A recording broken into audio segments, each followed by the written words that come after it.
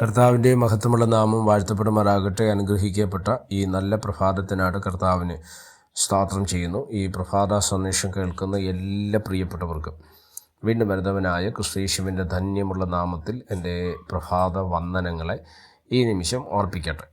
ഉൽപ്പത്തി പുസ്തകം 15-ാം അധ്യായം അതിൻ്റെ 14-ാമത്തെ വാക്യം. എന്നാൽ അവർ സേവിക്കുന്ന ജാതിയെ ഞാൻ വിധിക്കും, അതിൻ്റെ ശേഷം അവർ വളരെ സമ്പത്തോടുകൂടെ പുറപ്പെട്ട് പോരും. ഈ വാക്യങ്ങൾക്കാട്ട് ദൈവത്തിന് സ്തോത്രം ചെയ്യുന്നു.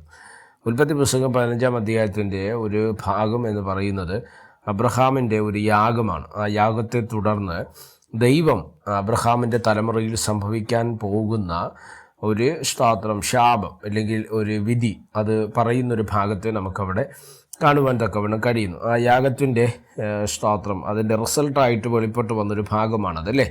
13-ാം വാക്യം നമ്മൾ പഠിക്കുമ്പോൾ ഇങ്ങനെ പറയുന്നു: അപ്പോൾ അവൻ അബ്രഹാമിനോട്, നിന്റെ സന്തതി സ്വന്തമല്ലാത്ത ദേശത്ത് 400 സംവത്സരം പ്രവാസികളായിരുന്ന ആ ദേശത്തെ സേവിക്കും, അവർ അവരെ പീഡിപ്പിക്കും എന്ന് നീ അറിഞ്ഞുകൊള്ളുക. അങ്ങനെയാണ് അടുത്ത ആ ദൂത് വരുന്നത്. എന്നാൽ അവർ സേവിക്കുന്ന ജാതിയെ ഞാൻ വിധിക്കും, അതിൻ്റെ ശേഷം അവർ വളരെ സമ്പത്തോടുകൂടെ പുറപ്പെട്ട് പോര്. നമുക്കറിയാം ഈ പ്രവചനത്തിൻ്റെ നിവൃത്തിയാണ്. ഇസ്രായേൽ ജനം 400 സംവത്സരം, 430 സംവത്സരം ഇസ്രായേലിൻ്റെ അടിമകളായിട്ട് പാർക്കുവാൻ തക്കവണ്ണം ഇടവന്നത്. അപ്പോൾ അബ്രഹാമിനോട് പറഞ്ഞൊരു വാചകമാണ് അല്ലേ, നിങ്ങൾ സ്വന്തമല്ലാത്ത ദേശത്ത് 400 സംവത്സരം അടിമകളായിട്ട് പാർക്കും, നീ അവരെ നിൻ്റെ തലമുറയായ സമൂഹം അവരെ സേവിക്കും എന്നുള്ള ദൈവത്തിൻ്റെ വിധി നിർണയത്തിനകത്ത് വന്ന കാര്യമാണ് അല്ലേ. അത് തന്നെ അങ്ങനെ സംഭവിക്കുകയും ചെയ്തു. പക്ഷേ അടുത്ത് പറയുന്ന വാചകമാണ് നമ്മൾ ശ്രദ്ധിക്കേണ്ടത്. സ്തോത്രം. എന്നാൽ അവർ സേവിക്കുന്ന ജാതിയെ ഞാൻ എന്ത് ചെയ്യും? വിധിക്കും. ഇസ്രായേൽ ജനം ഇസ്രായേലിൻ്റെ അടിമകളായി കിടക്കേണ്ടത് ദൈവത്തിൻ്റെ നിർണയത്തിനകത്ത് വരുന്ന കാര്യമാണ്. എന്നാൽ അവർ സേവിക്കേണ്ടി വന്ന ജാതിയോട് ദൈവം ന്യായം വിധിക്കുമെന്ന് പറയുകയാണ്. സംഭവിച്ചില്ലേ? നമുക്കറിയാം 1 തുടങ്ങി 10 ബാധകൾ, സംഹാരദൂതൻ ഉൾപ്പെടെയുള്ള 10 മഹാബാധകൾ മിസ്രയീമിനെ സംഹരിപ്പാൻ വേണ്ടി വെളിപ്പെട്ടു വന്ന മേഖലകളെ നമുക്കവിടെ കാണാൻ കഴിയും അല്ലേ. മാത്രമല്ല സ്തോത്രം, ഇസ്രായേൽ ജനത്തെ പിന്തുടർന്ന് പിടിക്കാൻ വേണ്ടി വന്ന മിസ്രയീമ സമൂഹത്തെ ചെങ്കടലിൻ്റെ ആഴങ്ങളിൽ കർത്താവ് എന്ത് ചെയ്തു?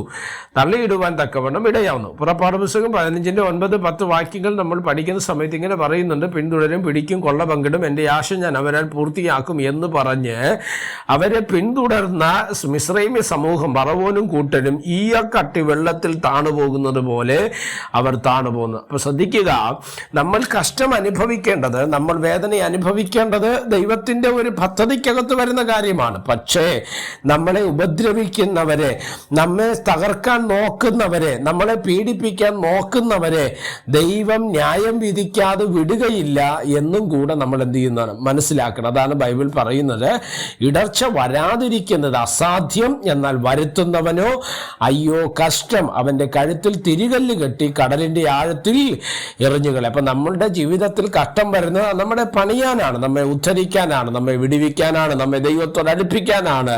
പക്ഷെ അതിന് കാരണമാകുന്ന കരങ്ങളെ, അതിന് കാരണമാകുന്ന മേഖലകളോട് ദൈവം കണക്ക് ചോദിക്കാതെ പോകത്തില്ല എന്നാണ് ഈ വാക്യങ്ങളിലൂടെ നമ്മൾ മനസ്സിലാക്കേണ്ടത്. അങ്ങനെയെങ്കിൽ എന്നെ ശ്രദ്ധിക്കുന്ന ദൈവമക്കളോട് ഞാൻ പറയാം, ന്യായം വിധിക്കുന്ന ഒരു ദൈവം ഉണ്ട്.